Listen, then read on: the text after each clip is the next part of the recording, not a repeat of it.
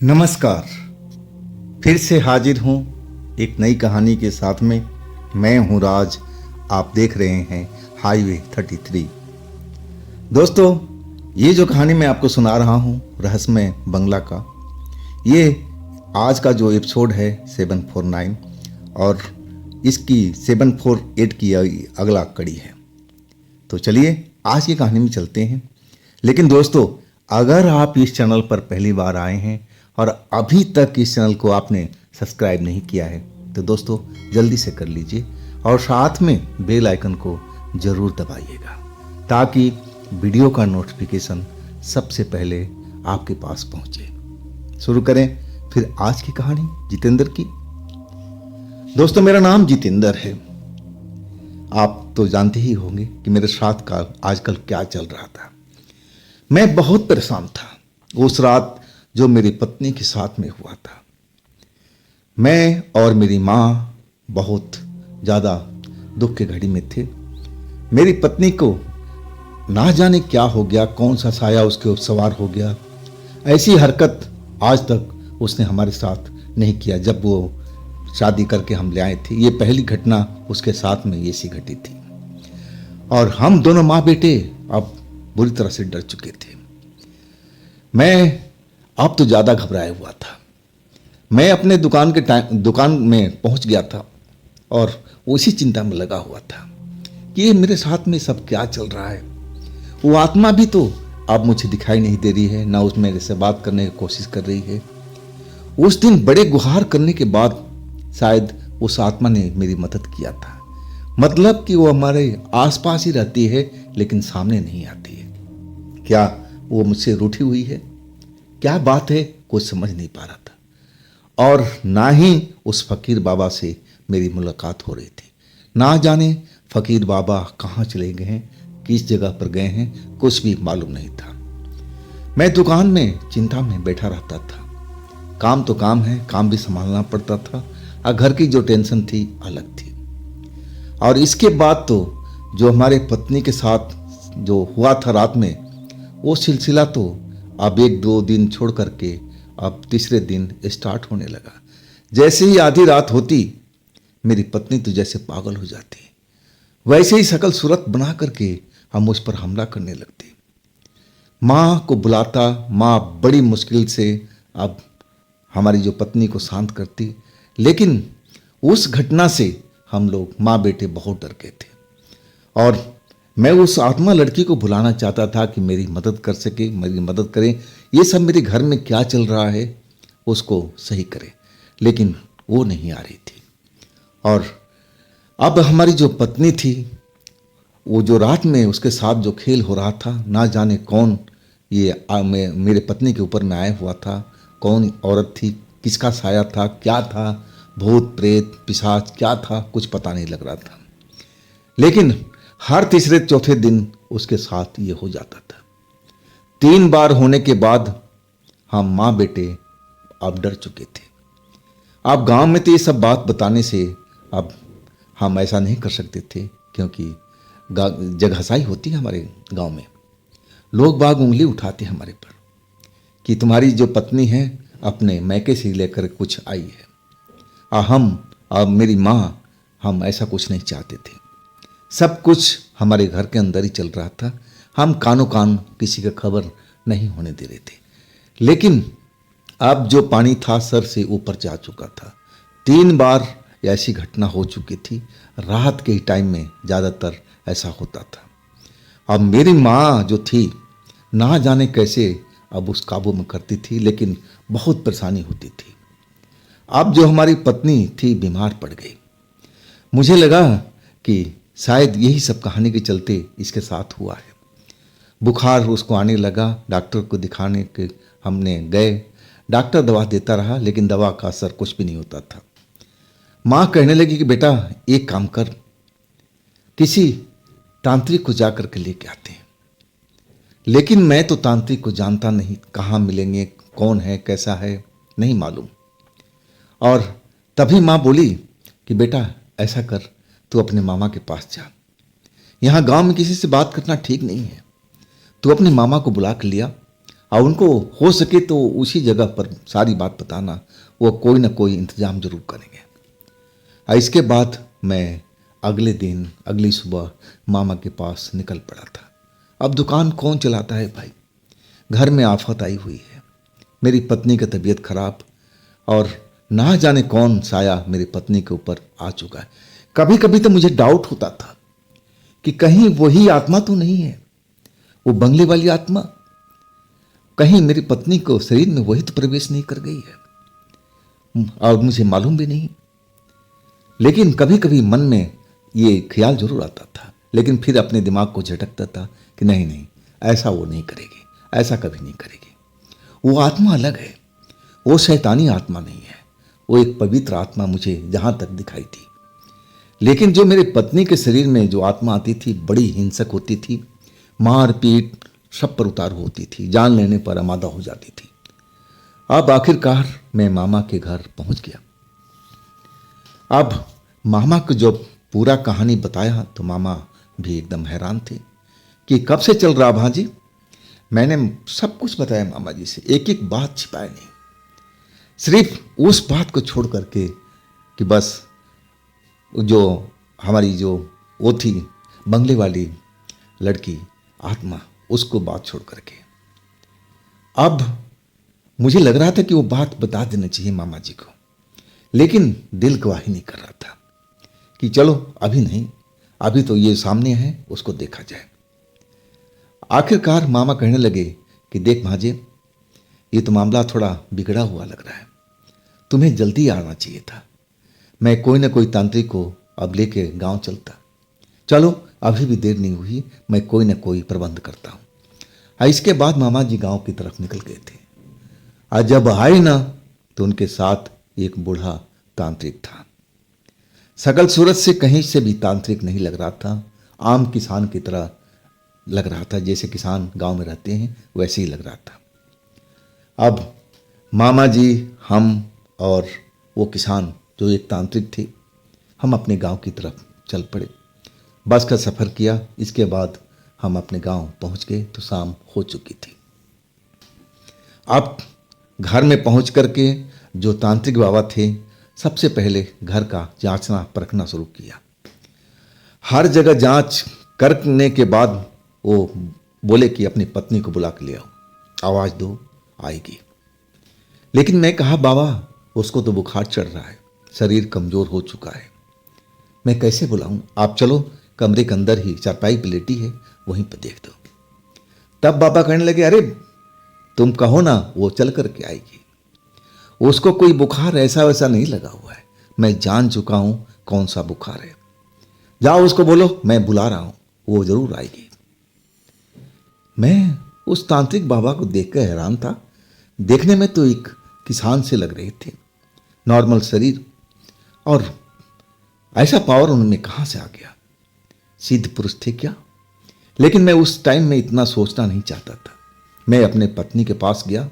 जो पत्नी बुखार से तपती रहती थी, आंखें बंद करती थी, हमेशा आंखें उसका बंद रहता था, और जब मैं उसके पलंग के पास पहुंचा तो अपनी बड़ी बड़ी आंखें खोल करके और वो छत की तरफ घूर रही थी।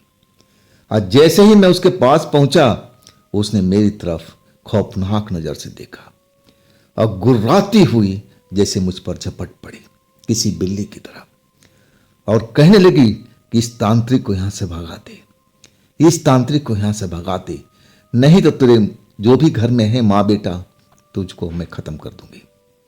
अभी भी तेरे पास मौका है, इस तांत्रिक को यहां से बोल कि अपने घर जाए, हमें अपने हाल पर छोड़ दे, हमें किसी तांत्रिक की जरूरत नहीं है, तू बोल इसको तो यहां से चले जाए।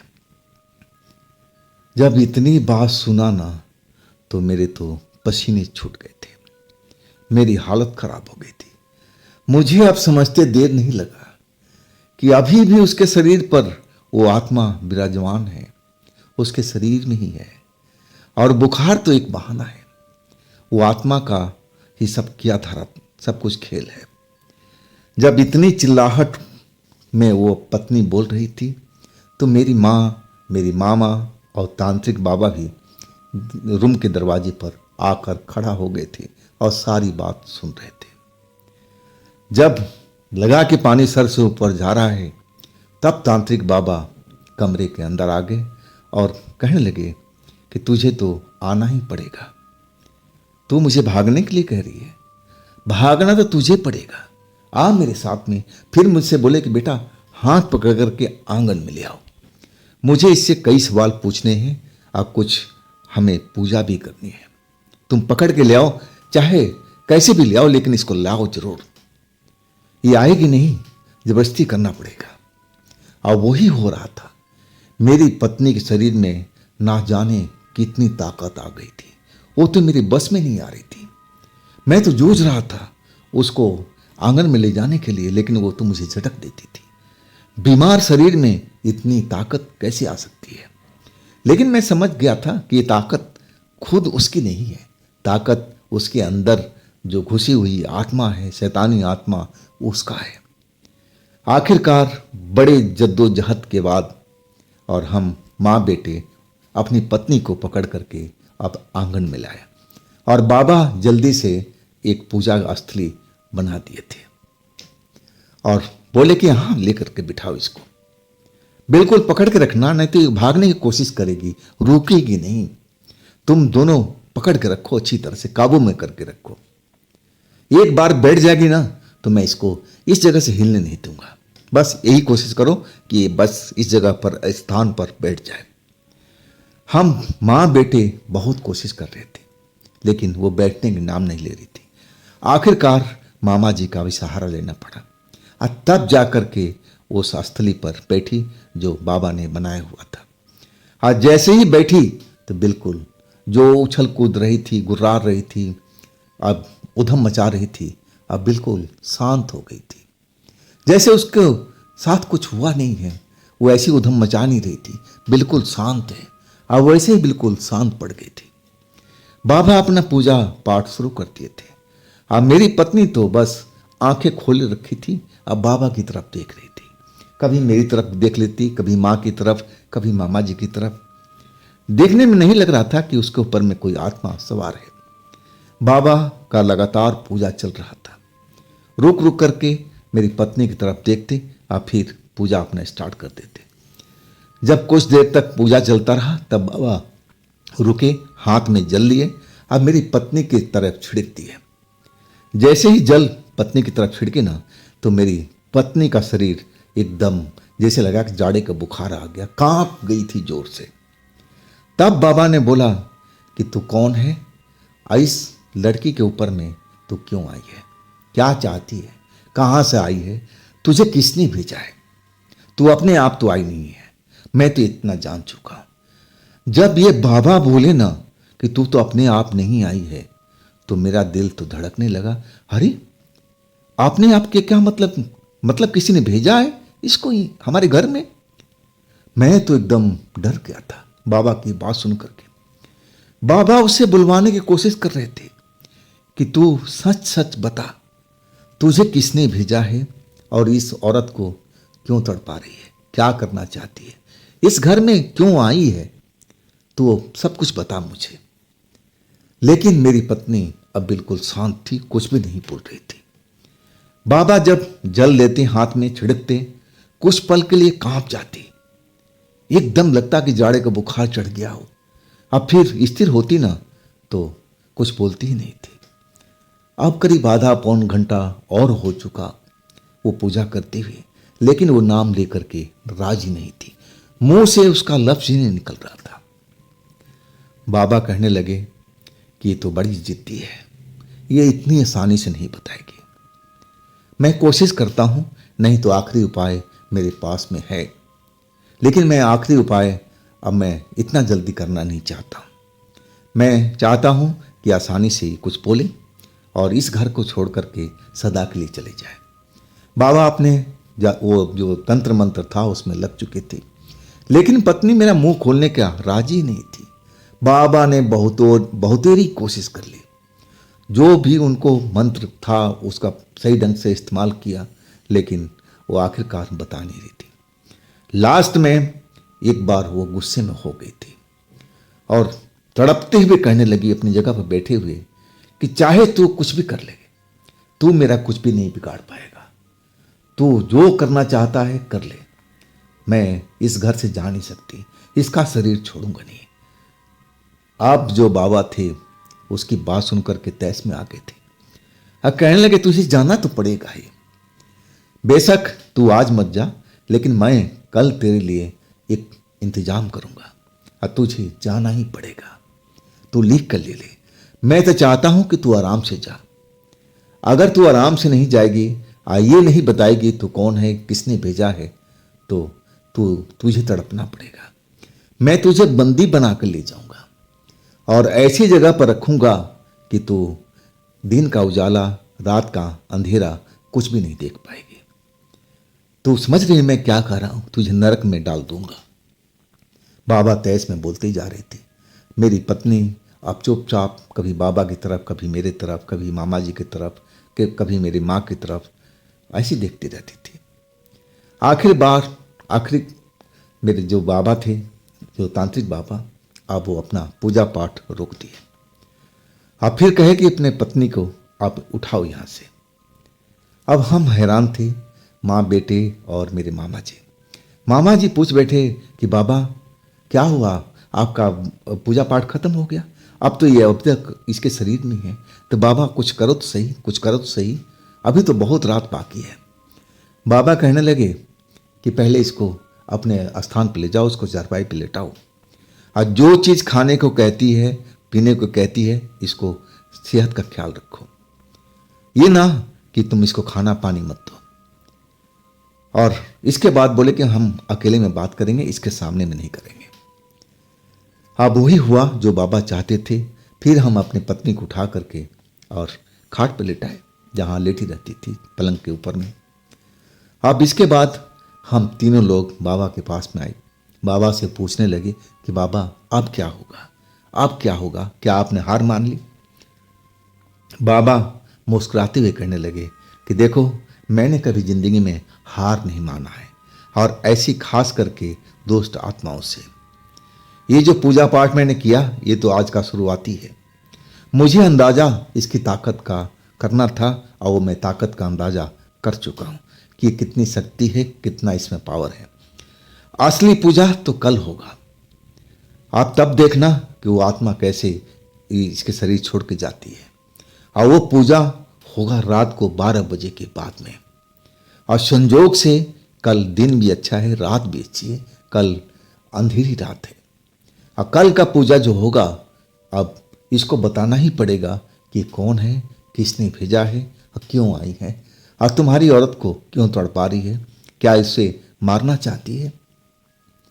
आखिरकार बाबा को अब सारी रात हम लोग वहीं रुकाए थे, क्योंकि दूर से आए थे, मामा जी भी साथ में थे, मामा जी के गांव के ही थे। जो भी सेवा भाव हुआ रात में हम लोग किए, बाबा जी को, मामा जी को। अब रात रुकना पड़ा, लेकिन रात भर मुझे डर लगता रहा।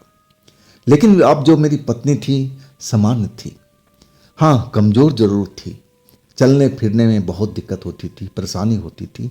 अब जो बाबा बताए थे इसका सेवा भाव करना है, तो मेरी माँ भी कर रही थी, मैं भी कर रहा था। इसके बाद पत्नी मेरी नींद में सो गई थी।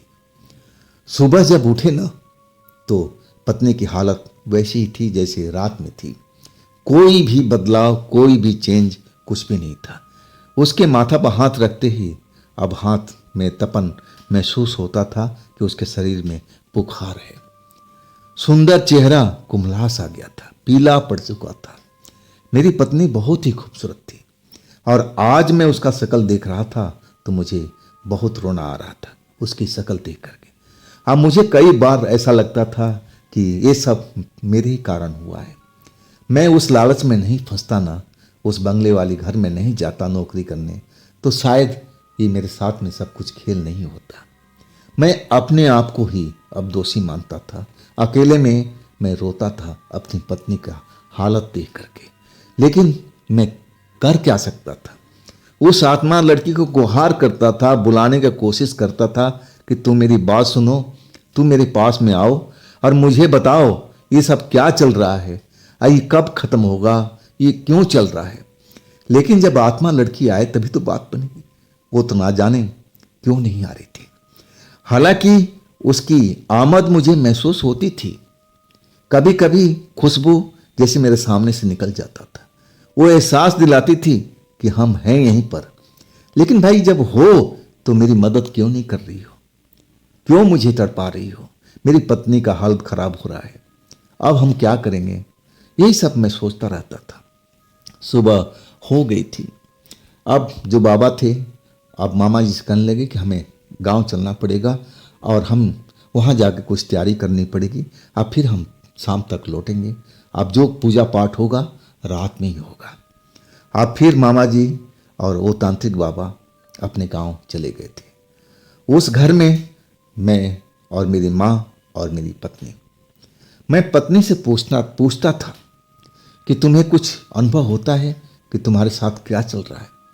पत्नी कहती थी नहीं जी, मुझे कुछ भी मालूम नहीं, शरीर मेरा कमज़ोर हो चुका है, बस मुझे इतना पता है, खड़ा सही ढंग से हो नहीं पाती हूँ, भूख नहीं लगती है, हमेशा बुखार सा लगा रहता है, यही कमजोरी से मुझे महसूस होती है, इसके अलावा कुछ मुझे मालूम नहीं है। अब क्या बोला जा सकता, जो कह रही है वो बात बिल्कुल सही थी। मम्मी और मैं दोनों हम परेशान थे। अब आपस में ही अपना दुख को आपस में बोल बांट करके बांटते थे। तीसरे को तो हम गांव में बताने से रहे, अगर हम बताते तो हमारी ही बेइज्जती होती। अब शाम का इंतजार होने लगा था। हम पाल पल बाट जो होते थे कि कब मामा जी आ रहे हैं तांत्रिक को लेकर के। अब अंधेरा भी हो चुका था। फिर 7 भी बजा, 8 भी बजा। आखिरकार मामा जी आते हुए दिखाई दिए और साथ में तांत्रिक बाबा। पत्नी पलंग पर ही थी अपने घर में, और जैसे ही तांत्रिक बाबा आए उसके शरीर में हरकत होने लगी, तड़पने लगी पलंग पर, जैसे बिना पानी की मछली तड़पती है ना, वैसे तड़पने लगी। और मुझे देख करके चिल्लाने लगी, बोल दो उस तांत्रिक को इस घर से निकल जाए, नहीं तो इस औरत को मैं मार दूंगी, तुम्हारी पत्नी को मार दूंगी। आवाज बड़ी भारी थी, आवाज तो मेरी पत्नी की हो ही नहीं सकती थी जैसे वो बोल रही थी। अब मैं तो बिल्कुल डर चुका था। मैं पूछने लगा कि आप कौन हो, मेरी पत्नी को क्यों तड़पा रही हो, हमने आपका क्या बिगाड़ा है, आप जो भी हो अपने जगह पर जाओ, हमें छोड़ दो, हम तांत्रिक बाबा को घर में आने नहीं देंगे। लेकिन मेरी पत्नी मेरी बात नहीं सुन रही थी, बस एक ही जिद कर रही थी कि उस तांत्रिक को घर में मत आने दो, नहीं तो मैं तुम्हारी पत्नी को मार डालूंगी, मार डालूंगी। तब तक तो तांत्रिक बाबा घर के आंगन में आ चुके थे, मामा जी आ चुके थे, शायद उन्होंने सब बात सुन रखा था। अब तांत्रिक बाबा जो थे वो कहने लगे कि हमें अब तैयारी तो करनी पड़ेगी, लेकिन पूजा तो आधी रात में ही होगा। और इसके बाद जो मेरी पत्नी बड़बड़ा रही थी, अब दरवाजे पर आके कहने लगे कि देखो अब तुम तो जान ही चुकी हो कि मैं आ चुका हूँ, अब पूरी तैयारी से आया हूँ, इस बार मैं सब कुछ जान के रहूँगा कि तुम कौन हो और इस औरत को क्यों तड़पा रही हो। अभी भी तुम्हारे पास वक्त है, अगर तुम्हें कबूल करना है कि तुम कौन हो तुम आराम से जा सकती हो, वैसे मैं निकलने नहीं दूंगा, इस घर को मैं बांध रखा हूं, अगर तुम भागना भी चाहोगी ना तो इस घर से भाग नहीं सकती हो, जब तक तुम अपना सब कुछ नहीं बता देती तब तक तो मैं जान नहीं दे सकता। और मैं तुम्हें फिर चिताता हूं कि तुम्हारे पास फिर टाइम है, जो कुछ बताना है तो तुम बता सकती हो, और नहीं तो मैं आधी रात को जो पूजा करूंगा ना तो फिर तुम मत कहना कि मैं क्या कर रहा हूं। लेकिन मेरी पत्नी अब एक तरफ शांत हो गई थी, जो उसके शरीर में आत्मा थी वो जान चुकी थी कि अब यहाँ पर कोई बड़ा खेला होने वाला है, और वो शायद मेरी पत्नी के शरीर छोड़ चुकी थी या वो शांत हो चुकी थी। अब मेरी उस शरीर में मेरी पत्नी ही थी और वो मेरी तरफ देख रही थी, मैं उसकी आंखें पहचान जाता था। जब वो आत्मा उसके शरीर में आती थी तो उसकी आंखें फैल जाती थी, मोटी मोटी हो जाती थी, चेहरा एकदम पीला पड़ जाता था, लेकिन अब उसकी आंखें बिल्कुल समान हो गई थी। तब मुझे समझते देर नहीं लगी कि वो आत्मा या तो सो चुकी है या हमारी पत्नी का शरीर छोड़ करके इधर उधर घूम रही है, क्योंकि तांत्रिक जो बाबा कह रहे थे कि बिना इजाज़त के इस घर को छोड़कर जा नहीं सकती, तो कैसे जा सकती है। आखिरकार बाबा अब जो थे रात की तैयारी में लग गए थे और हम भी अब बिल्कुल बेचैन थे कि अब क्या होगा, अब क्या होगा। हाँ, मन ही मन मैं उस आत्मा लड़की को गुहार भी कर रहा था कि तुम कैसी दोस्त हो भाई, इतनी संकट में हूं मैं, मेरी पत्नी की हालत खराब है, दिन पर दिन सेहत गिरती जा रही है और तुम मेरी मदद नहीं कर रही हो। तुम्हें तो मेरी मदद करना चाहिए, तुम क्यों नहीं आती मेरे सामने में? अगर नहीं आना है मत आओ, लेकिन कम से कम मदद तो करो, इस आत्मा को भगाने में मेरी मदद तो करो, जैसे तुमने उस रात में किया, तो आज भी तो करो। लेकिन कोई भी फर्क नहीं पड़ रहा था। शायद मेरी आत्मा आवाज सुन रही थी, लेकिन कोई रिएक्ट नहीं कर रही थी। क्यों नहीं कर रही थी ये तो मैं बता ही नहीं सकता था। आखिरकार वो वक्त भी आ चुका था जब पूजा पाठ की तैयारी अब तांत्रिक बाबा करने लगे आंगन में ही। पूरा एक जगह पूजा स्थली अब बनाया गया था, उससे बड़ा जो उस रात को बना था उससे भी बड़ा पूजा स्थली बना हुआ था। और बाबा बहुत कुछ अपने थैले में लेकर आए थे। कई तरह का फूल थे, कई तरह का चावल रंगे हुए थे, कुछ अलग वस्तु थी जो मैं जानता नहीं था कि ये क्या है। जड़ी बूटी की तरह मुझे सब नजर आ रहा था। जब सारी तैयारी हो गई ना, तब मेरे से बोले बाबा कि अपनी पत्नी को लेके आओ। आज जैसे ही मैं कमरे में प्रवेश करने लगा, जो मेरी पत्नी पलंग पर सोई हुई रहती थी, उसके शरीर में ताकत नहीं होता था। पानी भी पीती थी तो बड़ी संभल संभल के पिलाना पड़ता था, ऐसी हालत हो गई थी। क्योंकि दवा दारू तो उस पर काम ही नहीं करता था, दवा तो बिल्कुल बेअसर था।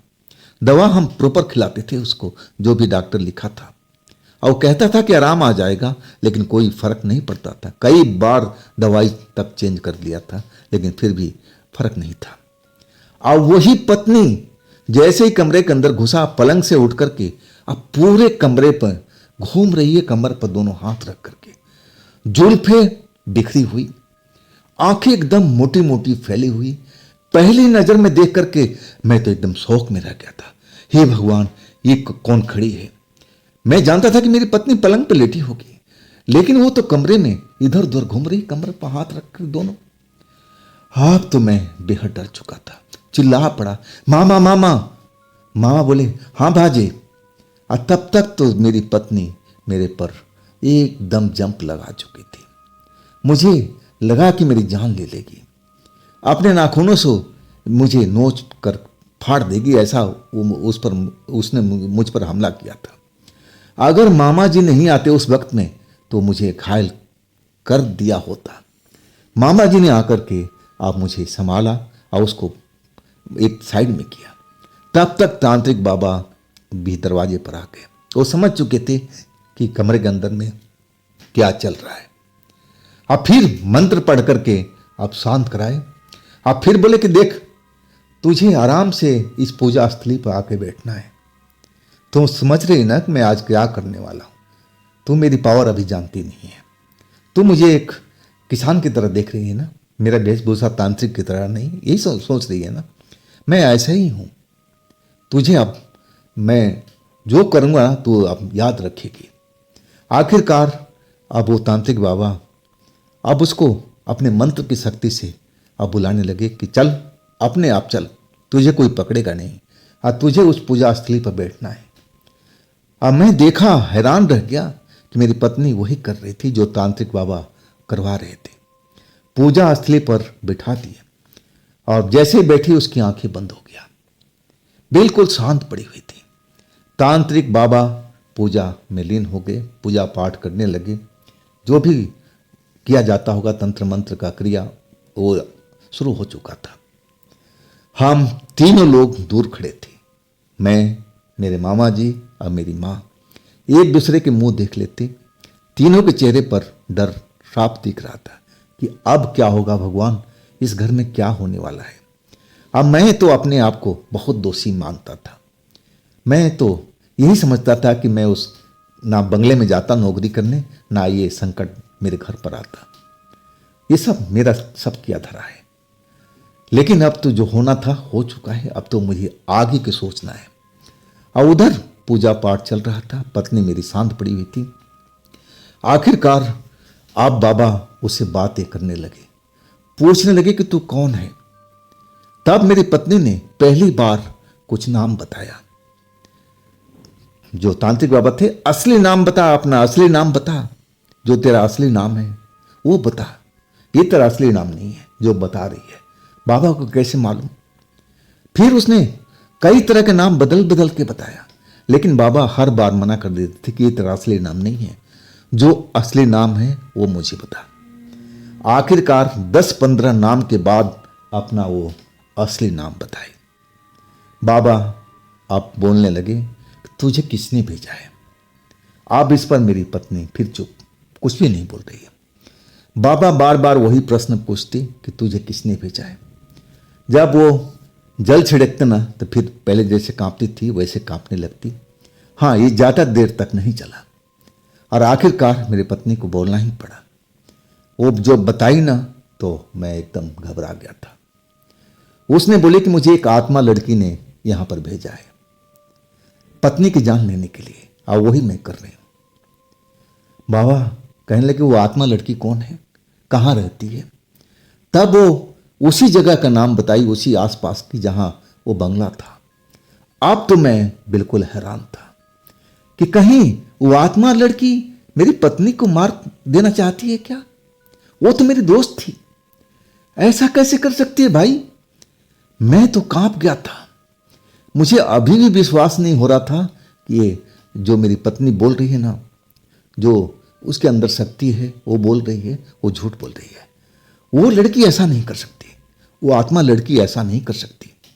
मुझे उस पर विश्वास था, लेकिन अब जो मुंह से बोल रही तो उस पर विश्वास करना ही पड़ रहा था। तांत्रिक बाबा पूछने लगे कि वो ऐसा क्यों करना चाहती है, क्या उसको मिलने वाला है? इस पर जो मेरी पत्नी थी अपना मुंह बंद, कुछ भी बताने को राजी नहीं, कुछ नहीं बता रही। बाबा बार बार पूछते, वह चुप्पी साध लेती। आखिरकार जब मुंह खुला तो मैं हैरान था। वो कहने लगी कि देखो, उस आत्मा को कहना है कि मैं उससे प्यार करती हूँ, मैं उसके साथ में रहना चाहती हूँ। मैं नहीं चाहती थी कि उसकी शादी हो, और मैं तो उसके नज़दीक होना चाहती थी हर पल, लेकिन इस लड़की से शादी होकर के मैं दूर हो गई हूँ। आप तो जैसे मेरे पर वज्र गिरा। जो कह रही है क्या सच है? नहीं नहीं नहीं, मैं अभी भी विश्वास नहीं कर रहा था। मेरी दोस्त ऐसा नहीं कर सकती भाई, ये झूठ बोल रही है। इसके शरीर में जो आत्मा है ये झूठ बोल रही है, झूठ बोल रही है, ऐसा कभी नहीं कर सकती। बाबा उससे बुलवाए जा रहे थे, सब कुछ अब बताना था वो बता रही थी, लेकिन जो बता रही थी मैं विश्वास नहीं कर रहा था। आखिरकार लास्ट पूजा जो हुआ, अब जो आत्मा थी, अब जो तांत्रिक बाबा थे आमने सामने, और तांत्रिक बाबा कह रहे थे कि तू अपने आप इस घर से जाएगी या मुझे कैद करके ले जाना पड़ेगा। तब वो आत्मा उसके शरीर में थी, कहने लगी कि मैं अपने आप चली जाऊंगी। तांत्रिक बाबा बोले, क्या लौट के आएगी इस घर में कभी भी? बोले नहीं, मुझे नहीं आना है, आप मुझे आज़ाद कर दो, अब मैं कभी भूल करके इस घर में, घर क्या इस गांव में भी नहीं आऊंगी। तब तांत्रिक बाबा बोलने लगे, इसका क्या विश्वास करूं मैं, कैसे विश्वास करूं? तब वो जो आत्मा थी मेरे पत्नी के शरीर में, वो कहने लगी कि आप तो तांत्रिक हो, अगर ऐसा हुआ तो मैं जानती हूँ कि मेरे साथ में आप क्या करोगे। आप मुझे जाने दो, अब मैं इसके शरीर में नहीं आऊँगी, ना इस गांव में आऊँगी, ना इस घर में आऊँगी, ना इस औरत को मैं कभी तंग करूँगी, अब मुझे जाने दीजिए। वो समझ चुकी थी कि अगर मैंने अपने आप नहीं जाऊँगी तो तांत्रिक बाबा कैद करके ले जाएंगे, और फिर जो मेरी दुर्गति होगी वो सो अलग होगी। अब वास्तव में तांत्रिक बाबा ने अब उस आत्मा को आज़ाद कर दिए। अब बोले कि तू जा, लौट करके इधर कभी देखना ही मत। और वास्तव में वो आत्मा हमारी पत्नी के शरीर से निकल चुकी थी, और जब निकली था तो मेरी पत्नी बेहोश होकर के गिर गई थी। और इसके बाद तांत्रिक बाबा कहने लगे कि अभी उसको उठाने की जरूरत नहीं है, इसको थोड़ा देर शांत रहने दो, ये जब होश में आएगी ना तो अपने आप जगेगी, आप पूरी सही हो जाएगी। ये सब बातें जान करके, समझ करके मैं इतना गुस्सा हुआ था उस आत्मा लड़की पर। वो तो मेरी दोस्त थी, तो ऐसा उसका क्यों सोचना था? क्यों मेरी पत्नी को मारना चाहती है, तड़पा तड़पा करके। एक बार मेरे सामने आ जाए और तब मैं उससे बात करूँगा, क्यों ऐसा कर रही है। अगर जान लेना है तो मेरी ले लेना, मेरी पत्नी को क्यों मारना चाहती है। अब आखिरकार रात निकल चुकी थी, अगले दिन अब मैं बहुत परेशान था। हाँ, इसके बाद मेरी पत्नी बिल्कुल सही होने लगी। जो डॉक्टर से दवाई मैं लेके आ रहा था, दवाई भी खा रही थी। अब बाबा ने जो इलाज किया था उसका ही सबसे ज़्यादा असर था, लेकिन शरीर में कमज़ोरी बहुत थी और डॉक्टर को फिर मुझे दिखाना ही पड़ा। वो कहने लगा कि अब तबीयत तो पहले सुधर गई है, बस कमज़ोरी रह गई है और ये दवा चलने दो। 1 महीने के अंदर में तुम्हारी पत्नी पहले की तरह हो जाएगी। अब मैं पत्नी का इलाज भी करा रहा था डॉक्टर के पास में। अपने दुकान पर भी जाकर बैठता शॉप पर, और मैं दिन रात वही सोचता रहता कि मैंने उस लड़की से दोस्ती किया और वो मेरे साथ में ऐसा कैसे कर सकती। मैं उसको याद करता कि तुम मेरे पास में आओ, मिलो, लेकिन वो मिल नहीं रही थी। और उधर जो मेरी पत्नी थी अब रात दिन अब अच्छा हो रही थी, शरीर में ताकत आता जा रहा था और माँ भी खुश थी कि चलो उस बला से अब पीछा छूटा। और मैं जानता था कि उस बला को अपने घर में लाने वाला मैं ही था। मेरे ही शरीर में प्रवेश करके वो घर में आई थी और मेरी ही पत्नी को जान लेने पर आमादा थी। ऐसा क्यों कर रही थी। मैं फ़कीर बाबा को भी याद कर रहा था कि फ़कीर बाबा अभी तक क्यों नहीं आए मेरे पास में। इतना दिन गुजर चुका है और वो बोले थे कि मैं एक जगह पर तो रहता नहीं हूँ, आता रहता हूँ, जाता रहता हूँ, कब कहाँ रहूँगा कुछ भी मालूम नहीं। और आखिरकार 1 महीना गुजर गया, कब मालूम नहीं पड़ा। अब मेरी जो पत्नी थी पहले से अब अच्छा हो चुकी थी, सेहत भी अब सही होने लगा था। मैं दोपहर में था और दुकान में बैठा हुआ था। उस टाइम में ग्राहक नहीं थे, कम थे, एक आधी आए हुए थे, उनको मैं निपटा चुका था। और तभी मैंने बाबा को बस से उतरते हुए देखा और फिर मैं रुका नहीं, दुकान छोड़ करके दौड़ते हुए बाबा के पास पहुंच गया। बाबा मुझे देख करके खुश हुए, कहने लगे बेटा मैं लंबी यात्रा पर निकल गया था, चलो चलो तुम्हारे दुकान में चलते हैं, वहीं बात करेंगे। दुकान में लाने के बाद बाबा को सेवा भाव किया। अब फिर मैं अपना दुखड़ा सब कुछ बताने लगा कि बाबा देखिए ना मेरे साथ में क्या क्या घटा। आत्मा लड़की ना जाने क्या मेरे साथ में कर रखा है, सब कुछ कहानी बाबा को बताने लगा। बाबा जो पहले कहते थे कि शायद वो लड़की तुमसे प्यार करती है, पहली बार उन्होंने बोला था जब मैं उनसे पहली बार मिला था, और आज कह रहे थे कि बेटा ये प्यार का ही चक्कर है, उस आत्मा को तुम्हारे से साथ में प्यार है और वो नहीं चाहती थी कि तुम्हारी पत्नी इस घर में रहे, ना तुम्हारी शादी हो। अब देख लिया ना, अपना बदला ले रही है, वो गुस्से में है। बाबा बताने लगे। मैं कहने लगा बाबा हमने ऐसे ऐसे तांत्रिक को बुलाया था, मामा जी के गांव से लेके आए थे, सारे पूजा पाठ हुआ, जो जो घटना हुआ था हमने बता दिया। तब वो बाबा कहने लगे हाँ जैसा तुम बता रहे हो तो सही तांत्रिक था, वो सही किया उसने, अब क्या डर है तुम्हें। मैं कहने लगा बाबा हमें उस लड़की से मुलाकात करनी है, उससे बात करनी है, वो मेरे नज़दीक नहीं आ रही है, मैं पूछना चाहता हूँ कि ऐसा उसने क्यों किया। मैं तो उस पर विश्वास करता था, तो ऐसा उसने क्यों किया। तब बाबा हंसते हुए कहने लगे कि देखो बेटा आत्मा किसी की कभी सगी नहीं होती है, तू मेरी बात को लिख कर ले लो, वक्त के साथ में बदलती रहती है, तो उन पर विश्वास करना बेकार है। अभी भी तुम्हारे पास समय है और उसको भूलो, अपने काम धंधा में अपना दिल लगाओ। लेकिन मैं चाहता था कि उस आत्मा से मिलूं, लेकिन बाबा बार बार मना करते रहे। और इसके बाद मैं बाबा से भी कुछ बोला कि हमारे घर पे चलिए और हमारी पत्नी को एक बार देखिए, मेरे घर को पवित्र कर दीजिए। लेकिन बाबा कहने लगे देखो बेटा मैं कुछ चीज़ देता हूँ और ये एक तरह का विभूति है, अपने घर में छिड़क देना, पूरी बाउंड्री में कोई काली शक्ति तुम्हारे घर के पास पहुँच नहीं पाएगी, उसको पार नहीं कर पाएगी, और फिर कभी मौका मिलेगा तो मैं ज़रूर आऊँगा। मुझे कहीं निकलना है, अब मुझे जाने दो। इसके बाद वो बाबा चले गए थे और बोले थे कि मैं जल्द लौट के आऊँगा और फिर तुम्हारे घर पर भी चलूँगा, खाना भी खाऊँगा। अब मैं दिन रात उसी आत्मा लड़की के बारे में सोचता रहता था। घर पर मेरी पत्नी अब पहले से बहुत अच्छी हो गई थी, तंदुरुस्ती अब सही हो रही थी। अब हमारा घर में जो सुख शांति थी लौट आई थी पहले की तरह। मामा जी आते जाते रहते थे। अब खैर खबर लेते थे, पूछते थे कि अब ऐसी कोई तकलीफ तो नहीं है, अगर ज़रूरत पड़े तो मैं उस तांत्रिक को लेके आ जाऊँगा। लेकिन मैं कहने लगा कि नहीं मामा जी, अब कोई ज़रूरत नहीं है, जब ज़रूरत पड़ेगी तो मैं ज़रूर आपको याद करूँगा, मैं खुद आ जाऊँगा।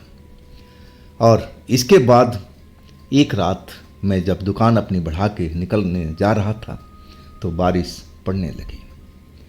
मैं सोचा कि मैं भीग जाऊँगा। अब 1.5 किलोमीटर का सफ़र करना था और 1.5 किलोमीटर में तो मेरी हालत ख़राब हो जाती। बारिश रुकने का इंतज़ार करने लगा, लेकिन बारिश तो जम के हो रही थी, लग रहा था कि रुकेगी नहीं।